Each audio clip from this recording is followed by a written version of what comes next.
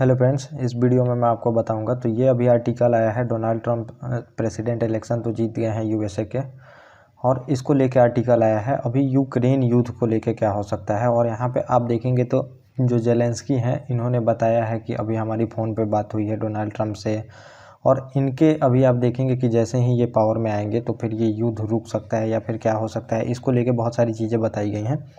तो ये आर्टिकल जो आया है आप देखेंगे तो मैं अभी तो एक भी वीडियो इस पे नहीं बनाया था, तो आपको पूरी तरह से पता चलेगा कि क्या क्या हो सकता है, क्या क्या ट्रम्प का क्या प्लान हो सकता है, और फिर मतलब कि रूस के लिए क्या इंपॉर्टेंट है, फिर आप देखेंगे यूरोप के लिए क्या इंपॉर्टेंट है। सभी चीज़ें इसमें मैं आपको बताऊंगा। और इंडिया के लिए क्या प्रॉफिट है, इंडिया के लिए भी प्रॉफिट है। अगर ये युद्ध पूरी तरह से समाप्त होता है तो इंडिया के लिए ये प्रॉफिट हो जाएगा, आपको देखने को मिलेगा। इंडिया के लिए प्रॉफिट सबसे बड़ा यही है कि रसिया के साथ हमारा जो रिलेशन है ये फिर से नॉर्मल होने लगेगा।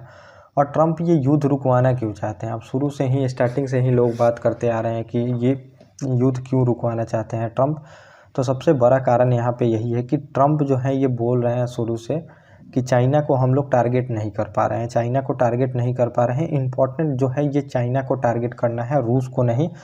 सबसे जो बड़ा यहाँ पे मेजर एक थ्रेट जो है यूएस के लिए निकल के आया है तो वो है चाइना। चाइना को यहाँ पे टैकल करना चाहिए, जो कि हम लोग रूस को टैकल कर रहे हैं। और जितना आप देखेंगे तो फाइनेंशियली सपोर्ट या फिर देखेंगे आर्मी या फिर आर्म्स जो भी दिए जा रहे हैं तो वो यूक्रेन को दिए जा रहे हैं, जो कि इनका पूरी तरह से फोकस होना चाहिए था चाइना पे, जो कि ये लोग फोकस नहीं कर पा रहे हैं। और ट्रम्प का ये भी कहना है कि ट्रम्प का कहना है ये पूरी तरह से प्रॉब्लम जो है यूरोप की है, ये कोई यूएस का डायरेक्ट प्रॉब्लम नहीं है। यूएस के लिए डायरेक्ट कोई थ्रेट नहीं है रसिया। और जब डायरेक्ट थ्रेट ये पूरी तरह से आप देखेंगे तो यूरोप का है, तो यूरोप को पूरी तरह से फुल्ली सपोर्ट करना चाहिए यूक्रेन को, पैसा भी ज़्यादा देना चाहिए, सब कुछ ज़्यादा देना चाहिए। लेकिन यहाँ पे यूएस सबसे ज़्यादा पैसा दे रहा है, लगभग 56 बिलियन रुपया यहाँ पे बताया गया है कि यूएस ने दिया है अभी तक सपोर्ट में यूक्रेन को, जो कि इनका पैसा कहीं और यूज होता है। और अगर आप मान लीजिए कि ये युद्ध समाप्त हो जाता है, अब ये वॉर जो है ये पूरी तरह से समाप्त होने का इन्होंने बताया तो नहीं है कि कैसे वॉर समाप्त होगा, लेकिन इंडिया के लिए काफ़ी इंपॉर्टेंट हो जाएगा। अगर ये वॉर समाप्त होती है तो हमारा और रसिया का रिलेशन फिर नॉर्मल होने लगेगा, नॉर्मल होगा। अब ऐसा नहीं है कि नॉर्मल होगा तो पूरी तरह से हम कुछ भी कर सकते हैं, क्योंकि जो डोनाल्ड ट्रंप चाहते हैं तो ये यूएस को फिर से ग्रेट बनाना चाहते हैं, और बहुत ज़्यादा नारा भी इन्होंने दिया था। तो उसके लिए हर एक जो एरिया है उसमें अच्छा काम करना चाहते हैं, हर एक एरिया में अच्छा, जैसे कि आप इकोनॉमी में सही काम करना चाहते हैं, जितने भी डिफेंस के प्रोडक्ट हैं वो बेचना चाहेंगे। अब ऐसा नहीं है कि पूरी तरह से इंडिया को छूट दे देंगे कि पूरे जाके डिफेंस जितने भी प्रोडक्ट है खरीद सको। अब इंडिया पे प्रेशर भी बनाएंगे कि जितने भी डिफेंस के मतलब इक्विपमेंट हैं वो तुम आर्म्स हथियार मतलब यूएस से ही लेने का ट्राई करो। और इंडिया को ऑयल भी बेचना चाहेंगे कि ऑयल परचेज करने में इंडिया देखेंगे नंबर 1 पे आता है चाइना के बाद, आप समझिए अब तो नंबर 1 पे ही हैं हम। तो ये ऑयल एक्सपोर्ट में भी आगे निकलना चाहता है यूएस, तो उसके लिए भी इंडिया पे प्रेशर बनाया जाएगा कि इंडिया ही ऑयल ख़रीदे इसका।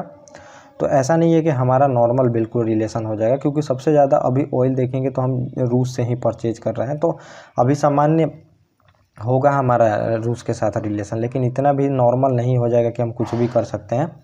यहाँ पे प्रेशर रहेगा, लेकिन प्रेशर रहने से कुछ नहीं होता। इंडिया एक सॉवरेन कंट्री है और इंडिया अपना खुद डिसीजन लेता है, ये आप देख ही चुके हैं। तो ये लेके है, तो इन्होंने बोला है कि ये पूरी तरह से यूरोप का प्रॉब्लम है, यूरोप जाने इसको कैसे सॉल्व करना है। और हम अब इतना जो है ये पैसा नहीं बर्बाद कर सकते हैं यूक्रेन को सपोर्ट देके। तो आप समझिए कि जितना अब सीज़ फायर ही होगा, जितना एरिया को रूस ने कब्जा कर लिया है उस पर सीज़ फायर हो जाएगा। सीज़ फायर वही होता है जितना जो एरिया कब्जा कर लेता है उसको ही नया बॉर्डर मान लिया जाता है, तो ये होगा। और इन्होंने बात किया है, तो जेलेंस्की के लिए ये काफ़ी अच्छा नहीं माना जा रहा है ट्रंप का शासन में आना। और इन्होंने, मुझे यकीन है कि ट्रंप साथ देंगे, लेकिन ट्रंप साथ देने वाले हैं नहीं। आप मान के चलिए कि प्रो रसिया ट्रंप को माना जाता है, प्रो रसिया माना जाता है। और इनका मतलब समझिए जियो पॉलिटिक्स में जितनी समझ है इनको, तो ये बताते हैं कि रसिया कोई खासा हमारा दुश्मन नहीं है, जो भी दुश्मन है तो ये चाइना है, और चाइना पे हमें फोकस करना चाहिए। और चाइना पे फोकस करने के लिए हमें रसिया में ज़्यादा उलझ के नहीं रहना चाहिए।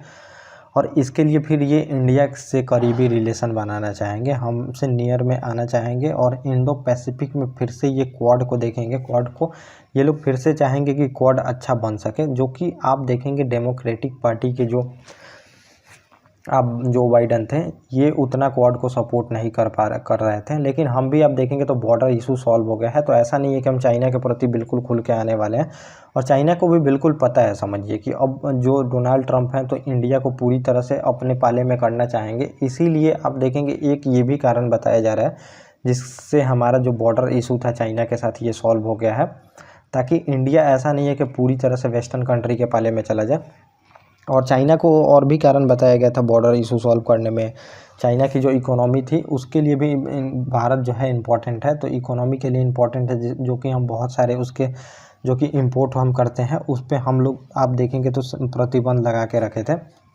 उसके लिए भी चाइना इम्पोर्टेंट हो गया था यहाँ पे, मतलब चाइना को इम्पोर्टेंट हो गया था कि हम लोग बॉर्डर इशू को सॉल्व कर लें।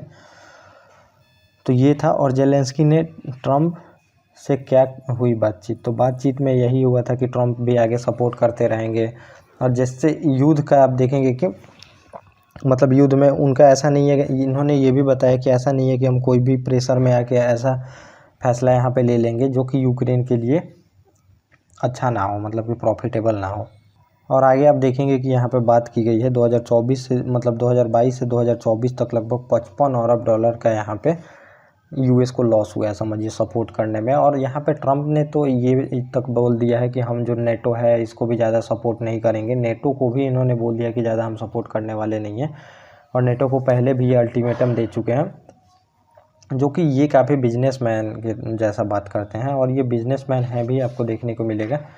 ट्रंप जो है ये बिजनेसमैन है और बिल्कुल इन्होंने ये बोला था मेक इंडिया मेक अमेरिका जो है ग्रेट अगेन का नारा देके फिर ये आए थे। तो सब कुछ जो करने वाले हैं ये यूएस के लिए करने वाले हैं, तो इनको ज़्यादा मतलब कि वर्ल्ड से उतना इनका मानना ये भी है, समझिए कि जो भी वर्ल्ड के देश हैं तो ये प्रॉफिट लेते हैं, जिससे कि यूएस का पैसा है वो पूरी तरह से समझिए कि बर्बादी होता है। तो ये इतना आप देखेंगे तो ट्रंप के आते ही ऐसा बताया जा रहा है कि युद्ध समाप्त करके चाइना पे फोकस करेंगे ये।